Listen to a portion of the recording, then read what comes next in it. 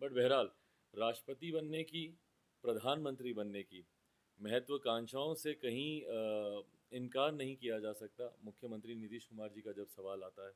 और रह रहकर इनके पार्टी के नेताओं के द्वारा इस तरीके के स्वर उठाए गए हैं। कभी प्रधानमंत्री मटेरियल इनको बताया गया है, अब तो प्रेसिडेंट मटेरियल भी इनको बता दिया गया है। गलत है। देखिए, जिस व्यक्ति ने आपकी पार्टी के लिए, मैंने उस वक्त भी जब राज्यसभा चुनाव की बात थी, खैर मैंने उस वक्त मैंने कहा था कि भाई मेरा कोई नैतिक आधार नहीं बनता कि मैं इसमें कोई टिप्पणी करूं।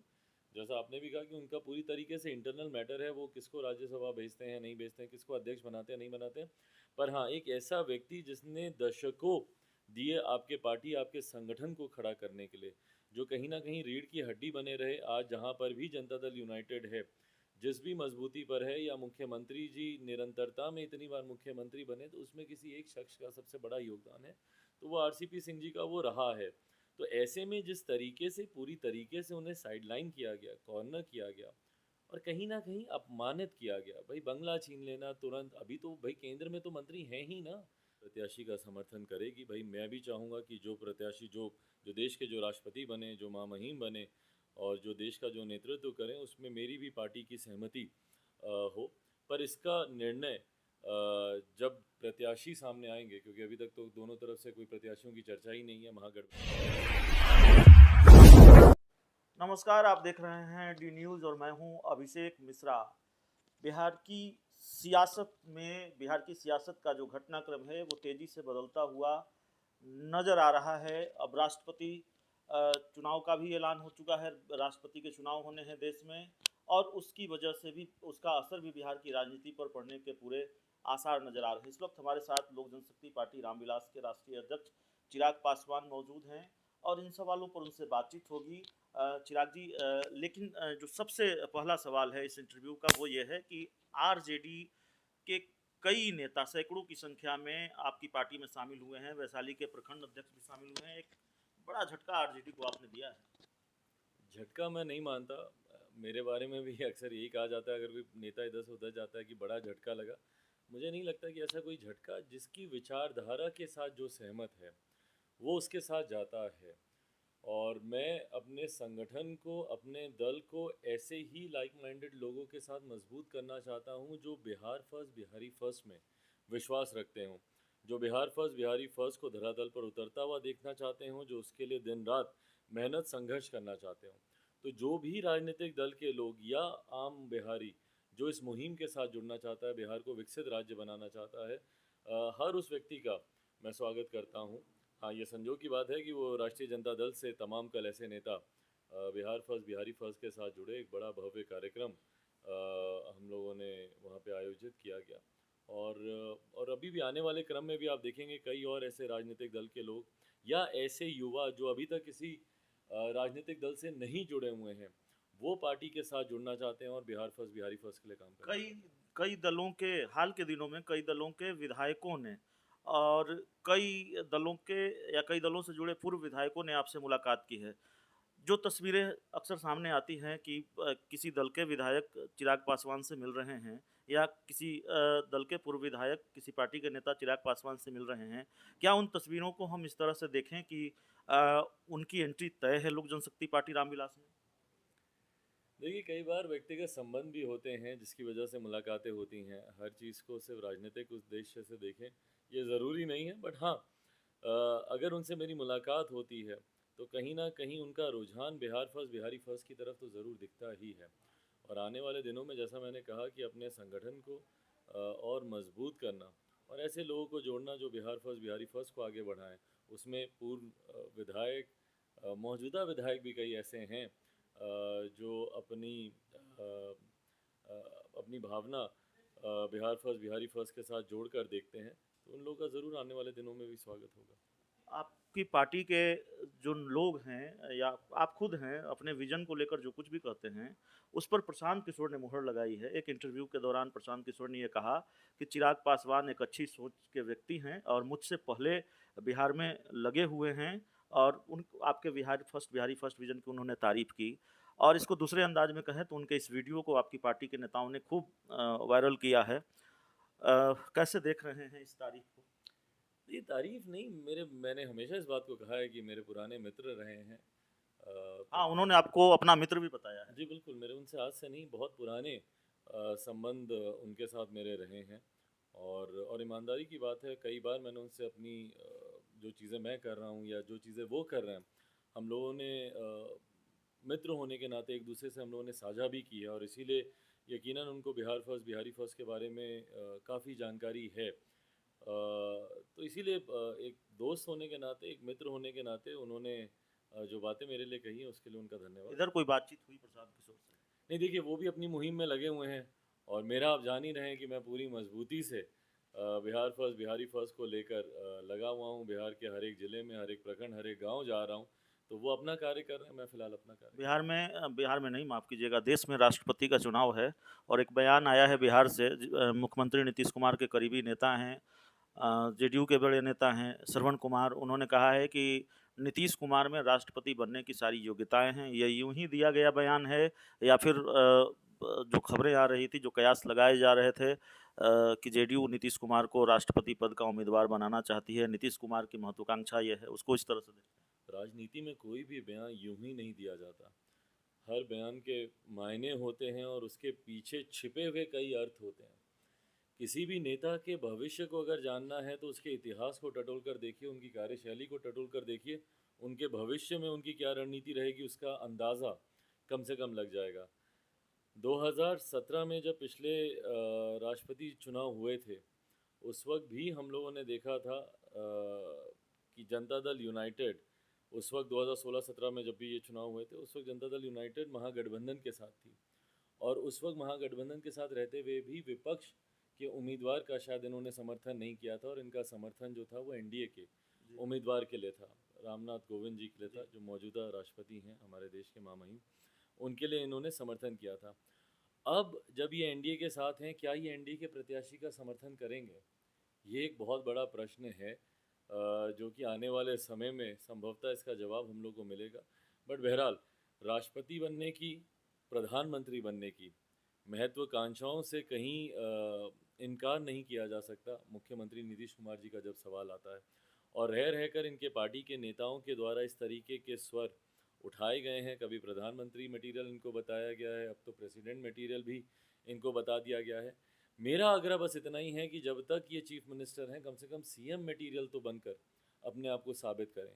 बिहार आज इस तरीके से जल रहा है, महंगाई, भ्रष्टाचार, अपराध को लेकर, इसमें नियंत्रण लेकर आए, बेरोजगारी को लेकर। आप कब प्रधानमंत्री बनेंगे मुझे नहीं पता, आप कब राष्ट्रपति बनेंगे मुझे नहीं पता, पर जब तक आप मेरे प्रदेश के प्रधानमंत्री हैं, 19 लाख रोजगार का वादा करके आप सरकार में आए थे। ध्यान उस तरफ देने की ज़रूरत है, पर इनकी पार्टी का ध्यान जिस तरीके से बड़े बड़े पद और बड़ी बड़ी महत्वाकांक्षाओं में भटकता है, यही कारण है कि बिहार की तरफ इन लोगों का ध्यान नहीं जा पाता। चिराग पासवान किसके उम्मीदवार को समर्थन करेंगे? राष्ट्रपति का जो उम्मीदवार होगा एनडीए का, उसको समर्थन जाएगा, आपकी पार्टी का, आपका, या फिर जो महागठबंधन का उम्मीदवार होगा, विपक्ष का उम्मीदवार होगा, उसको समर्थन करेंगे? देखिए, संख्या बल के आधार पर मुझे नहीं लगता कि मेरी कोई बहुत ज़्यादा अहमियत उस चुनाव में है, पर बहरहाल नैतिकता के तौर पर यकीनन मेरी पार्टी प्रत्याशी का समर्थन करेगी। भाई, मैं भी चाहूँगा कि जो प्रत्याशी, जो देश के जो राष्ट्रपति बने, जो महामहिम बने और जो देश का जो नेतृत्व करें, उसमें मेरी भी पार्टी की सहमति हो। पर इसका निर्णय जब प्रत्याशी सामने आएंगे, क्योंकि अभी तक तो दोनों तरफ से कोई प्रत्याशियों की चर्चा ही नहीं है, महागठबंधन की तरफ से कौन आएंगे या यूपीए की तरफ से कौन आएंगे और एनडीए की तरफ से कौन आएंगे, तो अभी तक कोई ऐसी चर्चा सामने आई नहीं। पर जैसे ही दोनों तरफ के प्रत्याशियों का नाम सामने आएगा, पार्टी उस पर बैठकर मंथन करके किसको हमारा समर्थन जाएगा उस पर हम लोग निर्णय लेंगे। कौन उम्मीदवार बेहतर? जाहिर तौर पर अभी पार्टी के कोई विधायक नहीं है, तो आपने ठीक कहा, समर्थन का कोई वो मतलब नहीं है, लेकिन किस तरह, किसके उम्मीद, अभी आप किसके साथ खड़े दिखाई दे रहे हैं? मेरे सवाल का मतलब वो था, विपक्ष के उम्मीदवार के साथ होंगे, एनडीए के उम्मीदवार के साथ होंगे? देखिए, मैंने हमेशा इस बात को कहा है कि मेरा गठबंधन को समर्थन नीतियों के आधार पर रहा है हमेशा से। कई बार विपक्ष की नीतियां मुझे बेहतर लगती हैं, मैंने पक्ष में रह के भी मैंने विपक्ष की नीतियों का मैंने समर्थन किया है। शराबबंदी सबसे बड़ा उदाहरण है। मैं उस वक्त एनडीए में था, महागठबंधन के समय शराबबंदी कानून आया था। मैं विपक्ष में रहने के बाद भी मैंने शराबबंदी का मैंने समर्थन किया था। तो नीतियों के आधार पर आज भी जहां मैं एक तरफ जातीय जनगणना का मैं समर्थन करता हूं, तो वहीं एनडीए की जनसंख्या नियंत्रण कानून का भी मैं समर्थन करता हूँ। तो नीतियों को मैंने हमेशा आधार बनाया है, जो देश के लिए, जो प्रदेश के लिए, जो सही नीति हो उसका समर्थन किया जाना चाहिए। इसी क्रम में कौन से राष्ट्रपति उम्मीदवार के चेहरे सामने आते हैं और उसमें से कौन सही मायनों में देश का नेतृत्व एक महामहिम के पद पर जाकर कर सकता है, जिनकी अपनी आवाज़ हो, ये ज़रूरी है। देखिए, राष्ट्रपति का पद कहीं न कहीं हमारे देश में विडंबना ये बन गई है कि उसको एक डमी पद माना जाने लग गया है कि भैया सरकार जो चलाती है, राष्ट्रपति को बस उस पे मोहर लगानी होती है। ऐसा नहीं है भैया, अगर आप संविधान को अगर आप देखें, राष्ट्रपति के अपने बहुत अधिकार हैं। अगर वो चाहें तो मौजूदा परिस्थितियाँ जिस तरीके से मैं एक ऐसा राष्ट्रपति चाहूँगा जो इस बात को कमांड करे, जैसे अब्दुल कलाम आज़ाद थे, जो इस बात को कमांड करे कि भैया देश में सही विषयों को उठाया जाना चाहिए, सही विषयों पे चर्चा हो रही होनी चाहिए। आज जिस तरीके से देश को हिंदू मुसलमान की आग में जलाया जा रहा है, झोंका जा रहा है, इसमें देश के तमाम ज्वलन मुद्दे भटक से गए हैं। भाई, महंगाई एक इतना बड़ा मुद्दा है, पेट्रोल डीजल के दाम आप देखिए, मतलब आसमान छूते जा रहे हैं, बेरोजगारी शिक्षा, चरम स्वास्थ्य। चरम सीमा पर जा रही है, शिक्षा, स्वास्थ्य, ये विषय होने चाहिए। और ऐसे में मैं चाहता हूँ कि मेरे राष्ट्रपति हस्तक्षेप करें, वो उसमें बोलें कि भैया ये विषय हैं, क्यों हिंदू मुसलमान की ही राजनीति देश में दो हो रही है। सवाल चिराग जी, बहुत जल्दी जल्दी होगा, आखिरी सवाल है। एक तो सवाल यह है कि जेडीयू, मैं जानता हूं शायद आप कहेंगे कि ये जेडीयू का आंतरिक मामला है, लेकिन जनता दल यूनाइटेड, जनता दल डिवाइडेड बन गई है, बनने की राह पर है। एक अभियान चलाया जा रहा है सोशल मीडिया पर कि आरसीपी सिंह को पुनः राष्ट्रीय अध्यक्ष बनाया जाना चाहिए। राष्ट्रीय अध्यक्ष ललन सिंह के बारे में भी बहुत कुछ लिखा जा रहा है। और दूसरी तरफ जेडीयू को ये पत्र जारी करना पड़ता है कि जो लोग सोशल मीडिया पर लिखेंगे उनके खिलाफ कार्रवाई होगी, आरसीपी सिंह का बंगला छीन लिया जाता है। कैसे देखते हैं इन चीज़ों को? नहीं, गलत है। देखिए, जिस व्यक्ति ने आपकी पार्टी के लिए, मैंने उस वक्त भी जब राज्यसभा चुनाव की बात थी, खैर मैंने उस वक्त मैंने कहा था कि भाई मेरा कोई नैतिक आधार नहीं बनता कि मैं इसमें कोई टिप्पणी करूं। जैसा आपने भी कहा कि उनका पूरी तरीके से इंटरनल मैटर है, वो किसको राज्यसभा भेजते हैं नहीं भेजते हैं, किसको अध्यक्ष बनाते हैं नहीं बनाते हैं। पर हाँ, एक ऐसा व्यक्ति जिसने दशकों दिए आपके पार्टी, आपके संगठन को खड़ा करने के लिए, जो कहीं ना कहीं रीढ़ की हड्डी बने रहे, आज जहाँ पर भी जनता दल यूनाइटेड है, जिस भी मजबूती पर है, या मुख्यमंत्री जी निरंतरता में इतनी बार मुख्यमंत्री बने, तो उसमें किसी एक शख्स का सबसे बड़ा योगदान है, तो वो आरसीपी सिंह जी का वो रहा है। तो ऐसे में जिस तरीके से पूरी तरीके से उन्हें साइडलाइन किया गया, कॉर्नर किया गया और कहीं ना कहीं अपमानित किया गया, भाई बंगला छीन लेना तुरंत, अभी तो भाई केंद्र में तो मंत्री हैं ही ना, अभी तो राज्यसभा नहीं गई है, अब एक दिनों में, दो चार दिनों में अब ये चीज़ें होंगी। तो उसके पहले ही जिस तरीके से उनको, उनके साथ ये कार्रवाई की गई, कहीं ना कहीं उनको अपमानित करने का जो कार्य किया जा रहा है, जिस व्यक्ति ने आपकी पार्टी के लिए, आपके दल के लिए इतना कुछ किया, आज उनका साथ देने की बजाय उनको इस तरीके से अपमानित करना, इसको मैं कहीं से भी जायज़ और कहीं से भी मैं इसको उचित नहीं मानता हूँ। बट बहरहाल, उनको पार्टी का राष्ट्रीय अध्यक्ष बनाया जाए नहीं बनाया जाए, ये पूरी तरीके से जदयू का। आखिरी सवाल है चिराग जी, देश में एक तरह का बड़ा शोर है, बड़ा बवाल है। बीजेपी की नेत्री रही नुपुर शर्मा, उनका एक बयान आया और उसकी वजह से तमाम तरह की चीज़ें हुई। आप उससे अवगत हैं, बहुत डिटेल में उसके जाने की ज़रूरत नहीं है।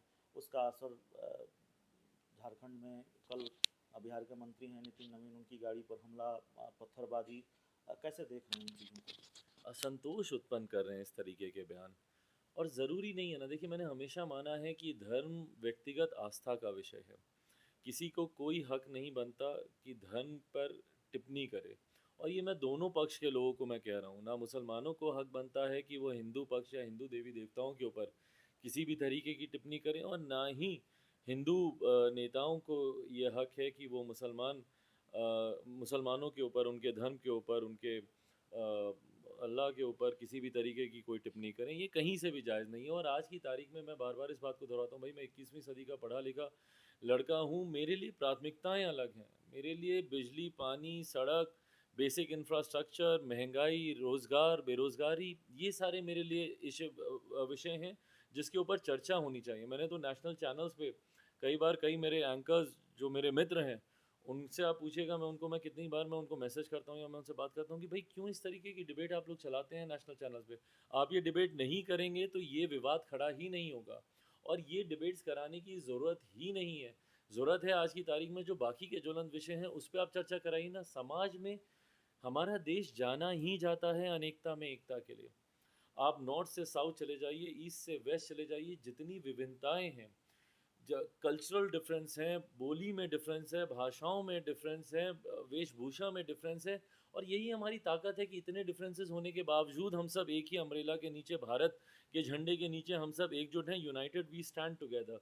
पर उसमें अगर आप इस तरीके से बांटने की राजनीति करेंगे या बांटने का प्रयास किया जाएगा, भाई देखिए सरकारें आएंगी जाएंगी पर देश रहेगा, और देश का रहना ज़रूरी है, और देश में एकता का रहना देश के रहने के लिए बहुत ज़रूरी है।